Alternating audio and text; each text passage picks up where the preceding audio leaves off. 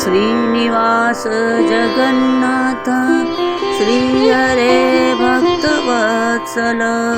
लक्ष्मीपते नमस्तुभ्यं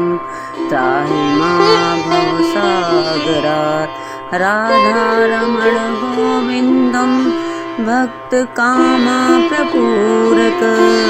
नारायण नमस्तुभ्यं त्राहि मां भवसागरात् दामोदर महोदार सर्वापत्तिनिवारण ऋषिकेश नमस्तुभ्यं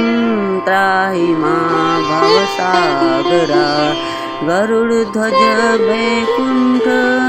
निवासिन्य केशवाच्युत जनार्दन नमस्तुभ्यं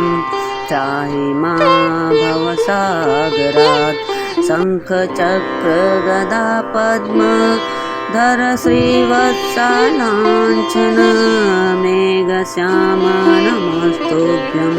त्राहि मां भवसागरात् त्वं माता त्वं पिता बन्धु सद्गुरुस्त्वं दयानिधि त्वत्तोऽन्यो न परो देवस्त्राहि मां भवसागरात् न जाने दान धर्मादि योगयागं तपोजपं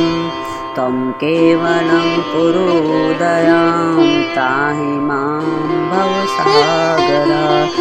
न मत्समो यद्यपि पापकर्ता न त्वत्समो अथापि पापहर्ता